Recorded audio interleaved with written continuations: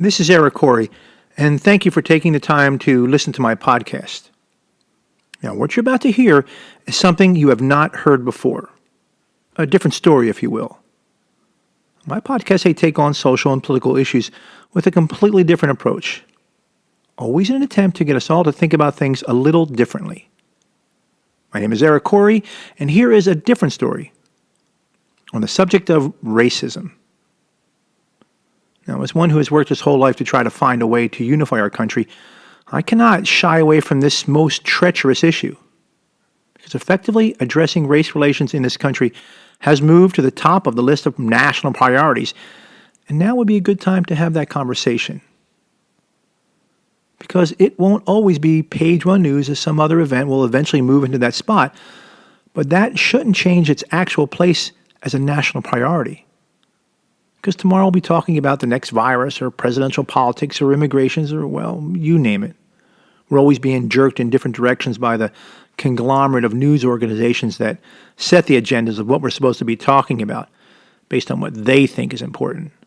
And that the national news reporting has become nothing more than agenda-driven political propaganda, well, that certainly doesn't help. But we cannot let this moment pass without digging in and trying to answer the question, and not allow the broadcast media to distract our focus. Because if you haven't figured it out yet, there is a very large segment of our population that doesn't find America as a place of prosperity, opportunity, and freedom that others know it to be. And this just cannot stand. In the same way as you would intervene to help a family member with a problem, or a close friend or a coworker, well, so must we intervene with a disgruntled Black America. They have made their voices heard loud and clear, and it is our moral responsibility as a nation to listen. Now, I'm just a middle-aged white guy who had parents that gave me the opportunity to succeed. And succeed I did. You see, I see this country as an amazing place, and I can't understand how anyone cannot see it any other way. This is something I don't understand, something I will never understand. Not that I don't want to. It's just that I can never see the world through the eyes of others who did not experience the same life as me. None of us can. So I asked the question, what's it like to be a Black man in America? The answers I got confirm my earlier conclusion. I will never know what it's like to be a Black man in America. I will never know what it's like to get followed through a retail store by security just because of the color of my skin. I will never know what it's like to be shouted at by a passing car with a hurtful racial slur. I will never know what it's like to get stopped and questioned by a cop for just walking down the street alone at night. That's the answers I got. When I asked the Black people I know, that's how they responded. The same answer kept on coming up. Well, it was put in various ways. Simply stated, I was told that not a day goes by that I'm not reminded that I'm Black. And I thought, yeah, man, I'd be pissed off too. But again, how can any of us who have not experienced that America possibly relate to those feelings?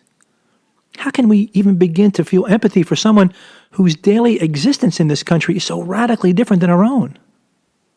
We could never know the anger or the disgust or the disillusionment that this treatment imprints on a person, and how it must wear them down to a nub. These people that I asked were all relatively successful businessmen, family guys, regular Joes. I assumed they were all experiencing the same America as me. I had no idea that they were being treated so differently by my fellow Americans. Well, let me clarify that.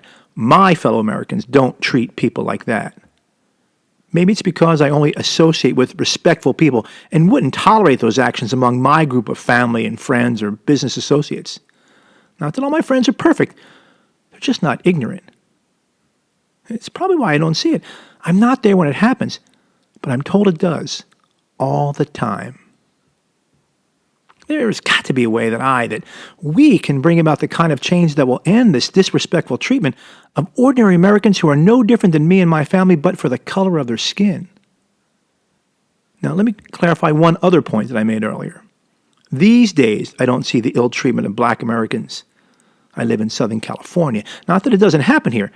I just don't travel in those circles where it does. I was born in Camden, New Jersey, and grew up in the suburbs of Philadelphia on the Jersey side of the Delaware River. Yeah, man, I've seen racism up close and personal. I know what it is, and I know the people who perpetuate it.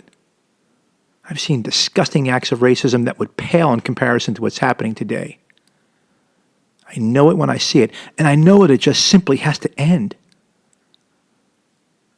I was fortunate to have parents that taught me better, and I have in turn taught my children, and now they have taught theirs. We were taught that judging people by the color of their skin is absolutely unacceptable, and to look only at the quality of their character when you pick your friends or associates. So now that I've given you my point of reference and my view on the issue, I hope you will allow me to further explore the topic honestly, openly, and without fear of retribution by those who would keep this country racially divided to maintain their relevance. Now, don't act like you don't know what I'm talking about. You know who they are. They are the ones who fan the flames of racism and then ask for a donation so they can fight to end it. If they tell you they can make racism go away by you giving them money, that's the guy I'm talking about. Because it's always about the money. If I'm ever going to be known for something, I want it to be my absolute commitment to the premise that it's always about the money and the acquisition of power that it brings. We spend most of our waking hours of our life in the pursuit of money, be it our job or developing our business. Please don't insult me by telling me you're motivated by anything else when you drag your tired butt out the door every morning to go to work. Even me, yeah. I want my podcast to sell that I can make money. If I can make money at this endeavor, well, then I can focus all my efforts on my passion instead of swinging a hammer and building houses every day like I have for the last 40 years. And my passion is the same as yours. Making this world a better place than when we found it. This, it's always about the money absolute, well, it applies especially when it comes to politics. I don't care what the subject matter is or what branch of government you're in, when you boil it all down, someone's getting paid, usually in the form of obscene amounts of taxpayer dollars. And you're a fool if you buy into the virtue signaling of anyone without also looking at what's to be gained financially. It's always sickened me to watch and listen to a politician pour out his soul with a feigned emotional appeal when I know it's just a ruse to create support for a spending program that financially benefits his supporters or the promise of a fat do-nothing job in post-retirement. And when that emotional appeal plays on the issues of race, it makes it all that more disgusting. But it's also the news outlets, TV, radio, print, internet, it doesn't matter. Because first and foremost, they are all for-profit organizations. The bottom line is always their prime motivation. Don't be fooled by their emotional appeal. They get readers and viewers and listeners to dial into their programs by sensationalizing social unrest, real or imagined. And you can spot them 100 miles away. Just listen to what they say and how they create a train wreck out of any hint of social unrest for the sole purpose of garnering higher ratings and making more money. But the most despicable of all these is the politician who asks for your money to support his campaign with a promise to bring about change that never comes. And this is where I will plant my flag and the battleground of my fight. I was around during the civil rights movements of the 60s. I was young, but I remember it being a terrible time. And since we've romanticized it as a time of a great enlightenment. Yet, here we are, over a half a century later, and we're still protesting in large numbers for several weeks, triggered by another example of someone treating a black American as something less than human. The solution to bring about real change for black Americans that came out of the civil rights movement was an idea to provide greater access to the halls of power for African Americans, as they were known back then. The belief was that if enough blacks were elected to public office, then they could better represent black people and bring about the substantial change and eliminate social opposition using the power of government. Now, since then, our country has elected black Americans to state and federal offices at every level of government, culminating in the overwhelming election of a black president twice. We all agreed back then that this was the plan to end racial division, and it has been successfully executed beyond anyone's greatest expectations. So how is it that we still have to protest for the obvious recognition that Black lives matter? Because, as I said before, it's always about the money. See, instead of using these positions of power to provide the promised change that would lift Black Americans out of poverty and provide the tools to succeed, they have achieved nothing of the sort. All the while rewarding themselves with fat government salaries, gold-plated health insurance, and luxurious retirement plans that everyday Black Americans can only dream of. They've ignored the plight of Black Americans and just taken the money. Could there be any better proof of this absolute failure than the weeks of protesting that followed the death of George Floyd, or the jaundiced view of America that is shared by so many Black Americans in the year 2020? 50 years and counting of promising a better life for Black America, all the while keeping them enslaved by giving them the fish of public assistance instead of using that money to teach them how to fish. Instead of providing open waters and quality tackle, they fence them in by providing government-assisted housing in homes that they will never own. They pass laws that incentivize the destruction of the family unit by promising free money for those who will follow their rules. And they're constantly reminding Black Americans that they are nothing more than victims that only they can help, instead of providing a positive message of government-assisted self-reliance and national pride.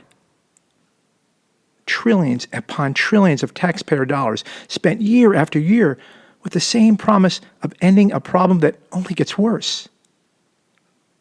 Most estimates place the number around $12 to $15 trillion in the last 20 years alone, a staggering sum of money that is impossible to comprehend.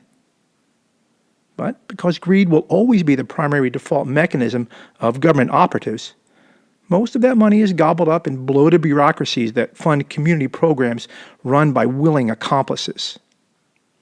Very little of that money ever finds its way to the end user. Because the way this money is spent, it's not based on some sophisticated model that we've built to study how best to bring people out of poverty and build self-reliance. It's not that we can't figure it out, given the power of unbiased artificial intelligence that should be used to determine such things. Hell no, that might actually solve the problem and put these race-based profiteers out of a job. And all that money would be spent somewhere else. God forbid. I don't care if some of you find this offensive.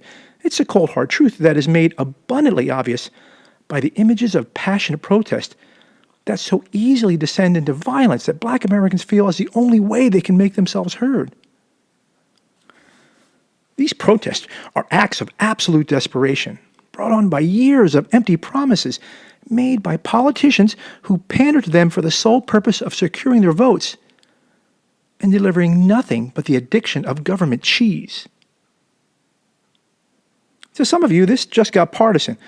I wish it wasn't, but we all agreed back in the 60s that this is the best way to bring about the change that would raise the standard of living for previously oppressed people and establish the equality that is the birthright of every American. It's still the correct answer. We just need to find the right people. We all need to rethink our alliances and our motivations to properly answer this higher calling. The calling to fulfill the American promise of freedom and prosperity for all. If we truly want a better life for ourselves and our neighbors, especially those neighbors that don't look like us, well, then it's time we start acting like it and opening our eyes to the obvious. The promise that all men are created equal has been in place for over 2.5 centuries. And all this time later, we have yet to make that promise an absolute.